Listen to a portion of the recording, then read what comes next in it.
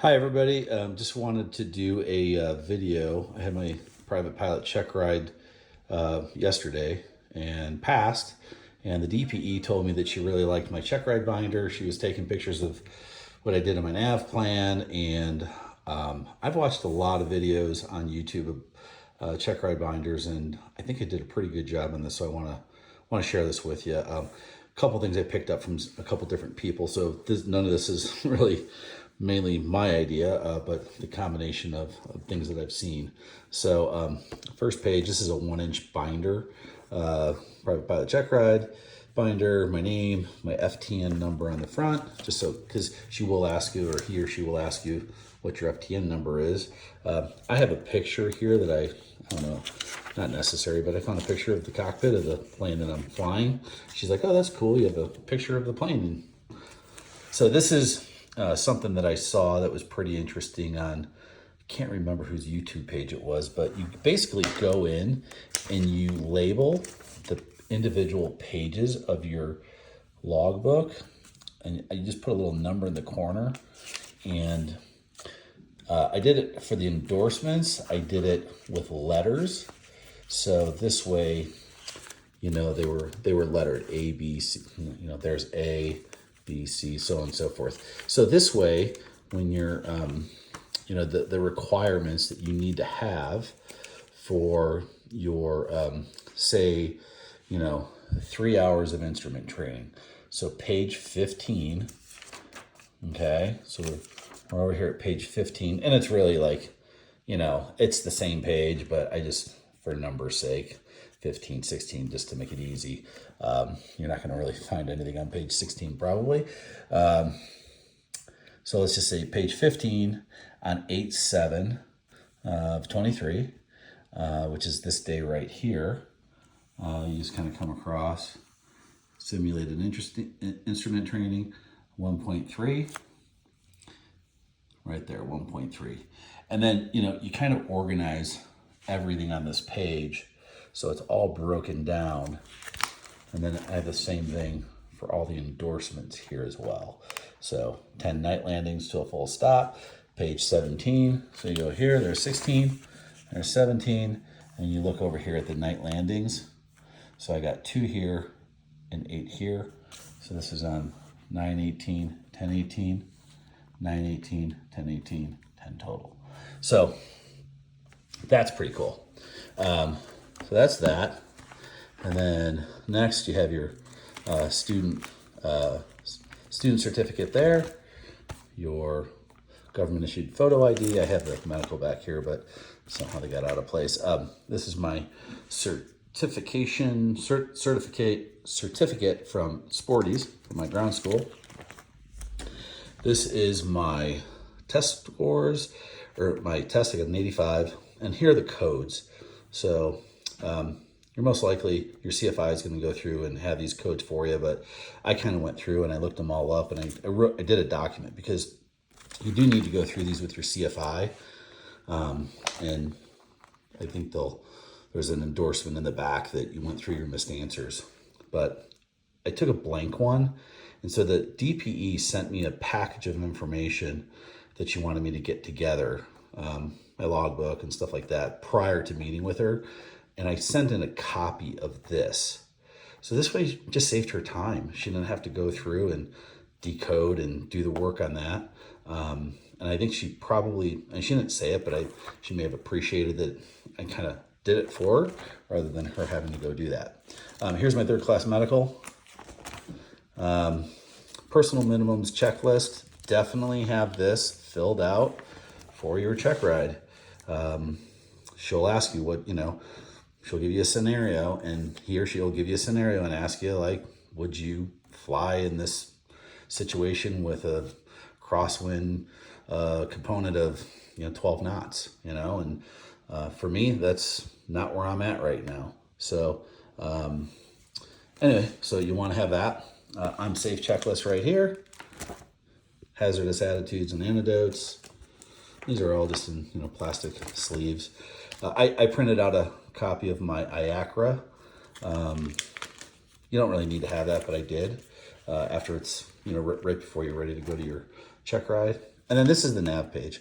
So this is pretty cool. So, initially I was kind of just going to go in with this and make some notes and add VORs, and some VOR frequencies, and put the radio frequencies on the front, ground and tower and ATIS and stuff like that. But I went a little bit further. So this is where I'm starting my cross country. I started in New Mexico at Double Eagle, KAEG. And I have the ATIS, ground, tower, CTAF, and then the Albuquerque VOR, which is what I dialed in for my, I got a diversion to a VOR right off the first leg of my, of this nav plan. So I'm lined up on runway 22, which is right here. And then this is my sight picture from above. But this is basically what the airport looks like. So it's good to familiarize yourself with, runway lengths and, your takeoff distances and stuff like that. But your heading, this is the heading that, based on the calculations from my nav plan and ForeFlight, my course is 220, but I'm going to be on a 222 heading, based on my wind direction, wind speed, and then I'm going to climb to 7,500. This is my top of climb. My true airspeed is 75 to 110. It's going to take me roughly to my first waypoint. I believe it's, what do we have? 2 gallons of fuel. And it's going to take me about 7 minutes. So we go over here. 7 minutes, 2 gallons of fuel, 75 to 110 true airspeed, climb to 7,500. And so basically when you start that clock, when you start, rolling down the runway, it should take 7 minutes to get from here off runway 22, the 222 heading, to my first waypoint. Now, these are all, I'm going to show you how I did this. And then this is the sight picture, okay, from Google Earth. And I'll show you how I did all this. But this isn't directionally north. I mean, it is on the page. It's situated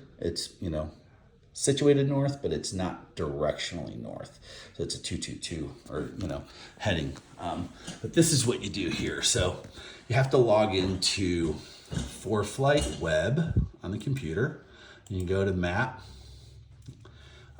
So there it is right there. So this is KAEG. We're going to go in a little bit and we'll drag this down. And then what you do is you go Shift Command 5. I'm on a Mac, so you should have a snip tool on your if you have a PC. But you would just snip that, okay? And then down here, it's capture. I'm snipping basically. And then you go over to PowerPoint. Now I have a blank one here. I'm just gonna pull up my old one because I think it's, where am I at here? Let's go to home and we'll just pull up, let's just pull this up here. Oh, sorry. All right, there we go. So this is the one I did, okay? So then I snipped it and then I just go in here. We'll go to this one here. This is the one I did. And then you just paste it, just like cutting and pasting. Oops, wait a second. That's wrong. So we gotta go back because I must have done something. Let's go back to, come on, where are you at? There you are. So we're gonna have to do this again. Shift Command 5. So maybe I didn't capture it. Capture, and then you come over here, pull it up. Yeah, that's what I forgot to do. And then you right click, copy image, close that out. Now we go to here and then you right click. I'll get rid of that one and then I paste that one in. So now you have this here. I just pasted this in from ForeFlight and you can turn this right here. Like, look at that. So now turn it because that's the direction I'm facing, you know, I'm heading. So, and then I can like make it smaller. Boom, there it is right there. So these here, you can just like kind of build these. Like these are so easy. You just go into shapes, find a shape here. I had to teach myself all this on my own. So there it's inserted. Then you go to fill, shape fill, no fill, boom, you have that one. You want another shape, go here to shape, grab a box, put it right here, and then you line them all up. You can make it smaller, do whatever you got to do. Shape, no fill. I mean, I basically taught myself how to do PowerPoint in like a couple hours. So for some of you guys, this might be really easy, but I don't really work too much in PowerPoint. But anyway, you get the idea. And then you just like here, you're in here and go like text box. I want to put a text box. Then you can, you know, type whatever and do whatever you got to do. Now for down here in Google Earth, this is pretty cool. So let's just erase all that. So down here in Google Earth, so we go over to Google Earth. Where are we at here? You're in Google Earth. Now let's just say I want to go, I have to go back to ForeFlight Web. Now say this is my waypoint here, and it's like a coordinates, right? So if you click on that coordinates, you'll come over here and you get the coordinates right there. And you just click on more, and that gives it to you right there. And you can highlight that, copy, and then you kind of come over here to Google Earth. You open this up, just click new. Oops, I don't even think you need to do that, but if you want to do a new project, okay. Oops. So here we go. We'll search up here. We just paste it. Now you do have to take out the slash because it won't recognize it. And then you just click enter. And then there's the casino location. Okay. So now if you just kind of zoom out of this, now I was on a 222 heading, right? So you can kind of come down to this little area over here and you can put in, let's say 222. I mean, listen, if I can figure this out, you can figure this out. So we're zooming out and then you can tilt it. Like, look at that. So that's your sight picture. That's your sight picture from a 222 heading we're on, right? Oops, I just moved it a little bit. Okay. Actually, yeah. That's your sight picture. We're on the 222 heading, and that's what it's looking like. And that's what it should look like. So then you do Shift Command 5 on the Mac or the snip tool on the PC. And then you kind of take this like that, right? And then you capture this and it'll come up in a little box over here. Open that up, right click, copy image, back to the PowerPoint, okay? Now I'm gonna get rid of that because I already have it copied. I'll even just delete this one that I have in there, and then I'm gonna paste the new one in there. And look at that, it just drops it right in there. So when you're looking at so you're heading from the airport, runway 22, you're heading to your first waypoint. You have everything that you need right here. It's gonna take you 7 minutes. You'll be up to 2 gallons of fuel. Your true airspeed, you're climbing to 7,500, you're heading, I don't know if that's, and then this is what it's gonna look like. This is pilotage right here using landmarks. So you're using pilotage, and you're doing your first leg. So I've done this for every leg of, my whole cross country, which it sounds like a lot, but actually what happens is you get through it pretty quick. Once you learn what you're doing, if you're good on PowerPoint, you're gonna rock it out real fast. I had no clue what I was doing until I started doing this. And I mean, all came together. Copy of the airport in here. Definitely want to know your runway lengths and distances, takeoff distances. This is my second leg from, so I went from KEG to E98 there by myself. This is my this is what she gave me the scenario. And I was picking up friends at Mid-Valley Air Park to take them to Roswell. And so I picked them up in Roswell, or in Mid-Valley Air Park, and then this is the second leg. So same kind of concept, right? Built my little rocket ship here, and this is the air park. This is the CTAF. This is the VOR for Albuquerque that I'm already on. My heading, I'm on 1.8 and I'm heading out. My altitude, this is the altitude of the airport. I've used 1.2 gallons of fuel to taxi. And that's my sight picture right there.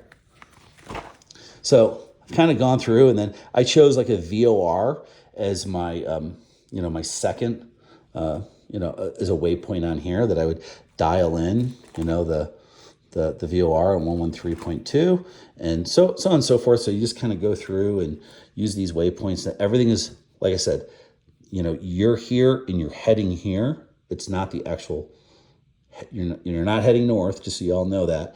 It's just it's directionally all upwards. And then this is what it looks like. So you're able to do that. That's really basically it.